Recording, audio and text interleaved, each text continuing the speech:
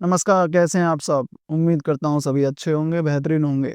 आज हम एक इम्पोर्टेंट टॉपिक को लेकर आपके सामने हैं, जिसमें बहुत सारी समस्याएँ लोगों को आ रही हैं। आम जनमानस परेशान है कि क्या करें, कैसे करें? कन्फ्यूजन है, कहाँ से जानकारी इकट्ठा करें? कोई सीधे मुँह बात नहीं कर रहा है। कोई कुछ कह देता है, कोई कुछ कह देता है। किस बारे में बात हो रही है, आप थंबनेल देखकर समझ गए होंगे। जी हाँ, आज बात कर रहे हैं एसआईआर की। एसआईआर हम भी हैं सर लेकिन आज बात हो रही है एसआईआर यानी स्पेशल इंटेंसिव रिवीजन की। स्पेशल इंटेंसिव रिवीजन यानी विशेष गहन पुनरीक्षण की। आखिर क्या है एसआईआर? तो साथियों, एसआईआर एक ऐसा प्रोग्राम है जिसके अंतर्गत सरकार फर्जी वोटर्स की पहचान कर रही है। यानी कि इसके माध्यम से ऐसे वोटर्स जो एक से ज़्यादा जगह रजिस्टर्ड थे, यानी पहले एक जगह के निवासी थे, फिर जाकर दूसरी जगह रहने लगे और दोनों ही जगह उनके वोटर आई कार्ड मौजूद थे और वो वोट डालते थे।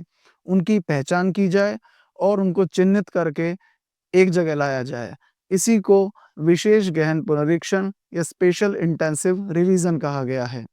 ये उन राज्यों में फिलहाल चल रहा है जहाँ पर चुनाव होने हैं। ऐसे लगभग 12 राज्य हैं जिनमें आगामी वर्षों में चुनाव होने हैं, वहाँ होना ये बहुत ज़्यादा ज़रूरी है। ऐसा नहीं है कि एक साथ पूरे देश में चल रहा है। जैसे अभी बिहार में चुनाव हुआ है, तो बिहार में ये एसआईआर हुआ था, उसके बाद में चुनाव हुआ है। इसी तरह आप जानते हैं उत्तर प्रदेश में 2027 में विधानसभा चुनाव होने हैं, तो इसीलिए अब से ये एसआईआर का काम तेज़ी के साथ होना शुरू हो गया है, जिससे कि वोटर लिस्ट को जल्दी से जल्दी फाइनलाइज़ किया जा सके। इसका मुख्य उद्देश्य फर्जी वोटर्स को पकड़ना है। लेकिन उनका क्या, जो सही वोटर्स हैं और परेशान हैं, तो उनकी समस्या को सॉल्व करने के लिए हम आपके साथ हैं, कुछ मेन जानकारियाँ लेकर, जिससे आपकी मदद हो जाएगी फॉर्म को भरने में। और इस वीडियो को फॉरवर्ड कर दीजिएगा उन लोगों को जिनको वास्तव में इसकी ज़रूरत है।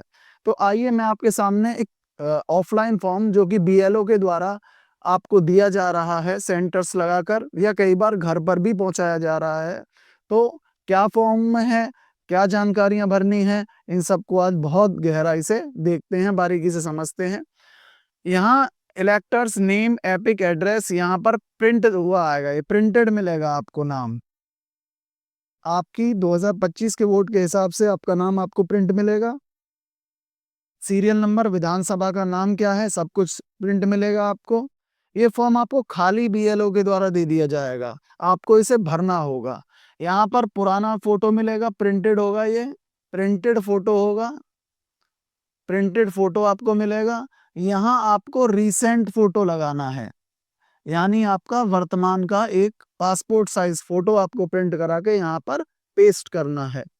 उसके बाद है पहला कॉलम है डेट ऑफ बर्थ, यहाँ डेट ऑफ बर्थ भरनी है।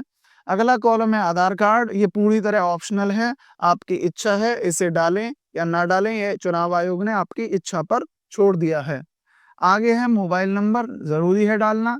फादर्स नेम जरूरी है डालना। फादर या गार्जियन का एपिक नंबर, एपिक नंबर का मतलब है उनका वोटर आईडी क्रमांक। आगे चलते हैं, मदर का नाम, यानी जो वोटर है उसकी माता का नाम उसे फिल करना है इसके अंदर। आगे है मदर का एपिक नंबर, अगर उनकी माताजी का एपिक नंबर अवेलेबल है, अगर है आपके पास में तो आप डालें, अन्यथा की आवश्यकता इसमें नहीं है, पूरी तरह से ऑप्शनल है। स्पाउस का नाम, स्पाउस यानी जो वोटर है उसकी पति या पत्नी का नाम इसमें अगर एप्लीकेबल है तो वो आपको डालना है।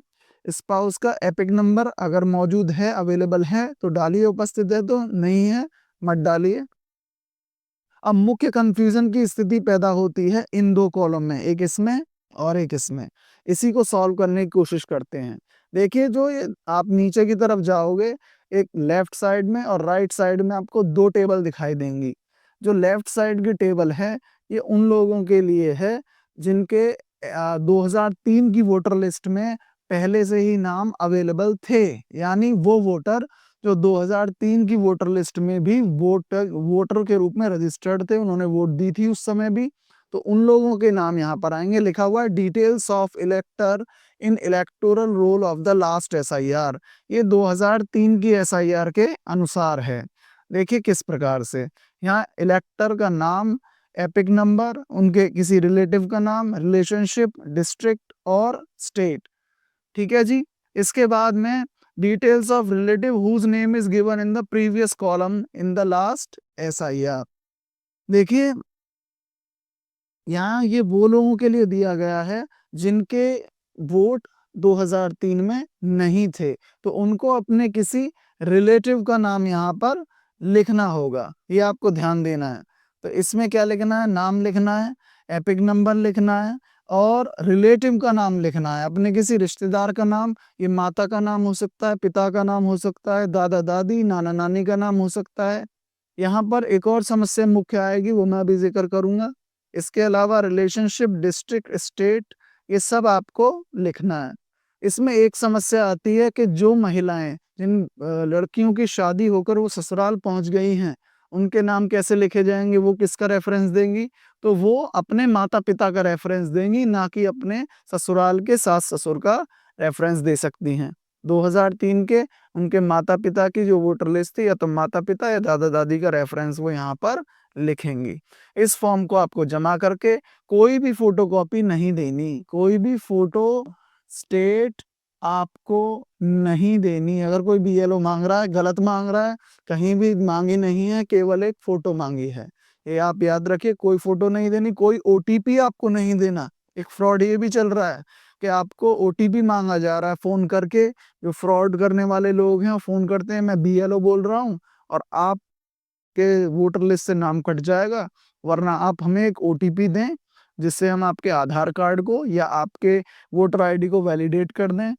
साथियों, ये बिल्कुल कोरी झूठ है, इससे आप बचिए और इस फॉर्म को जल्दी से जल्दी जमा कर दें और जमा करने के बाद अपनी वोट को सुनिश्चित कर लें। भारत के जो वोटर हैं, आप एक जिम्मेदार वोटर के रूप में रजिस्टर्ड हो जाएं, यदि आपकी उम्र 18 साल से ज़्यादा है तो। अगर जानकारी अच्छी लगी हो तो ज़रूर इसे शेयर कर दें अपने सभी साथियों के साथ, अपने परिवार के व्हाट्सएप ग्रुप में, जिससे कि सभी को ये सही जानकारी प्राप्त हो सके। इसे आप ऑनलाइन भी भर सकते हैं। इस फॉर्म को यदि बीएलओ के द्वारा आपको नहीं प्राप्त हुआ है तो आप इसे इलेक्शन कमीशन ऑफ इंडिया की वेबसाइट से जाके भर सकते हैं। साथ ही साथ एक जानकारी और मैं आपको दे दूं कि अगर आपको अब ये समस्या एक और भी तो आएगी, 2003 की जो वोटर लिस्ट है वो सबके पास अवेलेबल नहीं होगी। कहीं कहीं बीएलओ के पास मिल जाएगी, कहीं कहीं बीएलओ कहेगा जी ऑनलाइन देख लो। अब ऑनलाइन कहाँ देखें? तो वेबसाइट ऑनलाइन की है voter.gov,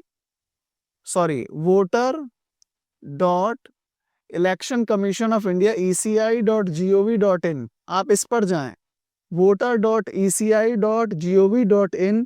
इस पर जब आप जाएंगे तो आपको वहां पर सर्च करेंगे अपने राज्य का नाम, अपने जिले का नाम, साथ ही साथ सर्च करेंगे अपना जो पोलिंग बूथ होता है उसका नाम। वहां से जब आप सर्च करेंगे तो आपको पूरी लिस्ट मिल जाएगी, इसमें आपके उन सभी वोटर्स के नाम होंगे जिनके 2003 की वोटर लिस्ट में नाम है। वहां से आप जानकारी लेकर यहाँ फिल कर सकते हैं। तो ये थी आज की जानकारी, बहुत इंपॉर्टेंट है। अपने वीडियो अच्छी लगी हो तो लाइक करें और शेयर ज़रूर कर दें अपने सभी साथियों के साथ, सभी परिवार, सभी रिश्तेदार के साथ, इससे उनकी मदद हो सके। इन्हीं शुभकामनाओं के साथ जय हिंद, जय भारत।